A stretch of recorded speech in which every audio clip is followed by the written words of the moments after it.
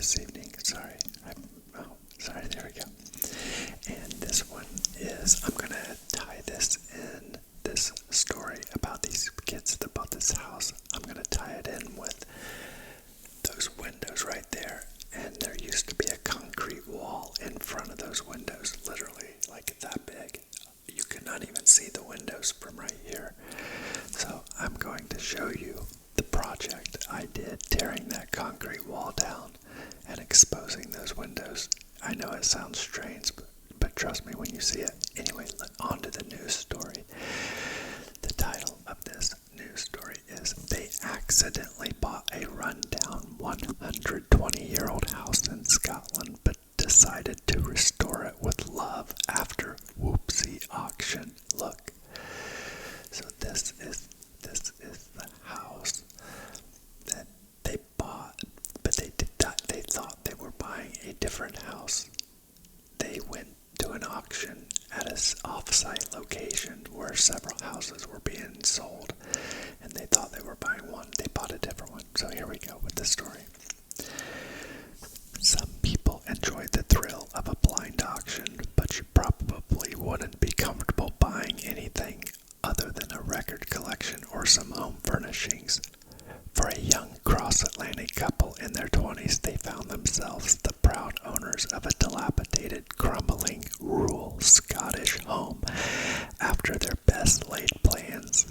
Gang Agley, believing he was bidding on a fixer-upper apartment in Glasgow, Cal Hunter doubled down, increasing a £10,000 bid to a £20,000 bid. One after another, fourth of the floor flats was offered to him after the auction.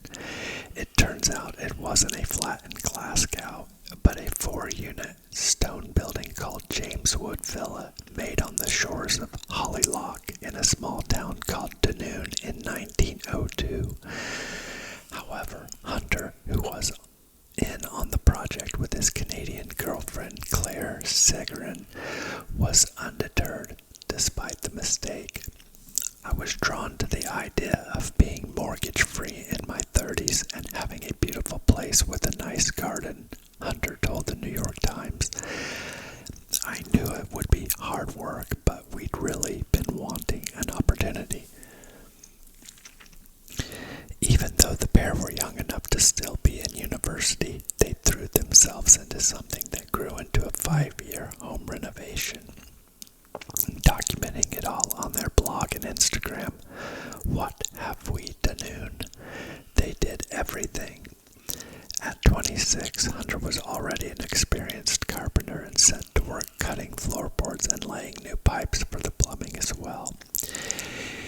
He and Claire had help from experienced professionals with gas and electricity, but an almost unbelievable amount of the finished building was done by their hands, working 5.5 days a week, consulting books, YouTube, tradesmen, and of course other renovators and homesteaders who commented on their Instagram. They learned how to frame doors, put in glazing, flush radiators, insulate, work with stone, wood, and metal, roofing, and obviously so much more.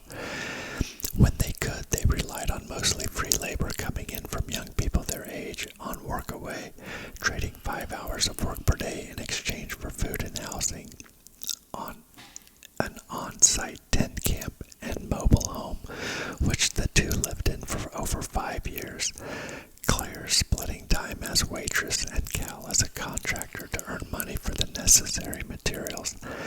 At times they bought materials new, such as their marble countertops, but much of the base structural fittings were cannibalized from the house and other abandoned houses like it in the area. People became very interested in the effort. A 2019 article in the Dunoon Observer went viral and masses of secondhand materials began coming their way.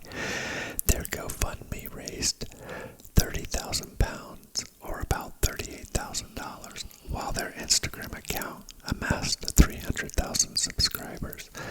In early July, the two no longer young people got a visit from the inspectors who officially cleared the house for habitation, and their 5-year story finally came to a warm and cozy end. So, I that young couple, because I did the same thing. Every house I've bought has been like a dump. When I bought this house, it was built in 1986 and it was untouched, so it wasn't anything like a 1902, but it was, but the husband that lived here had died, and the wife could no longer take care of it, but she stayed for years and years and years, and eventually she moved into a condominium. Then it sat empty for like a year because nobody wanted to buy it. So I ended up getting a really good deal on it, but through years and years and years of working on it, I now have a really nice home.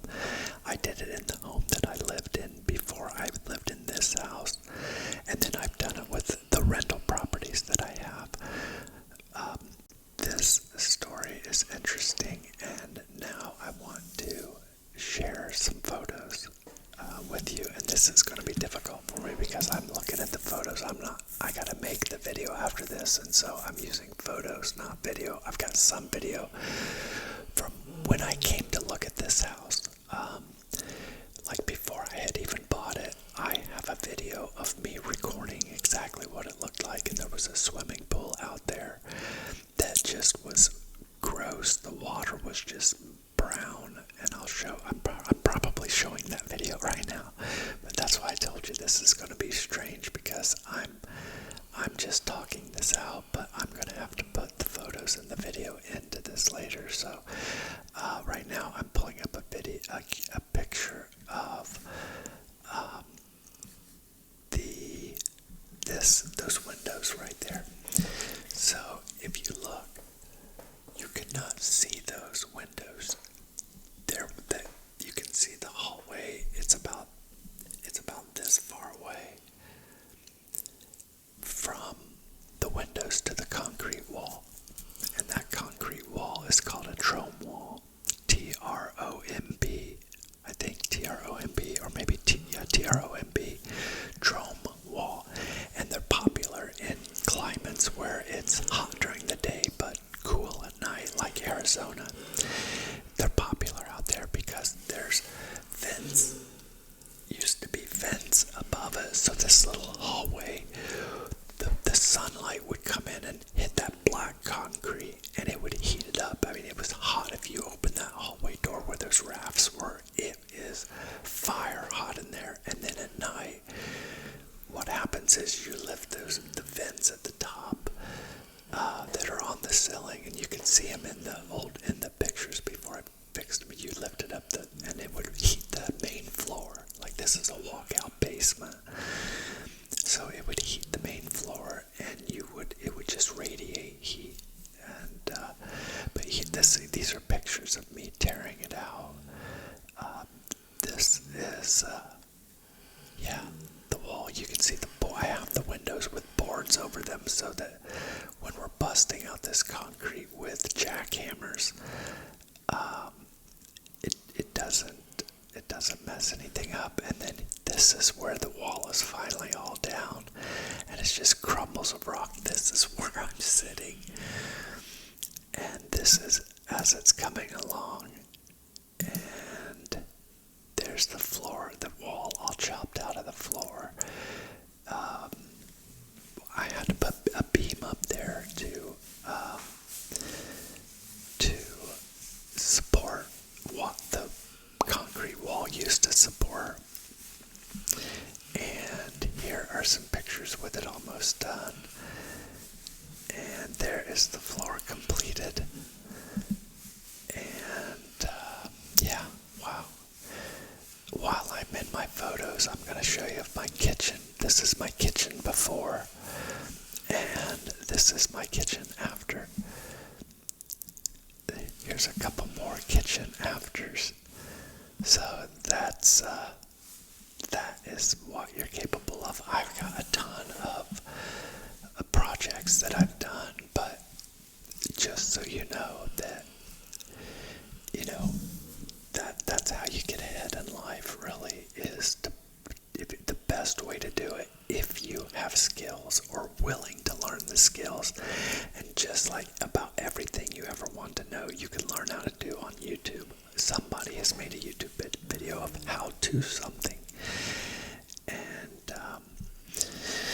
so yeah, this place is considerably different than it used to be, but only because I spent years and years working on it.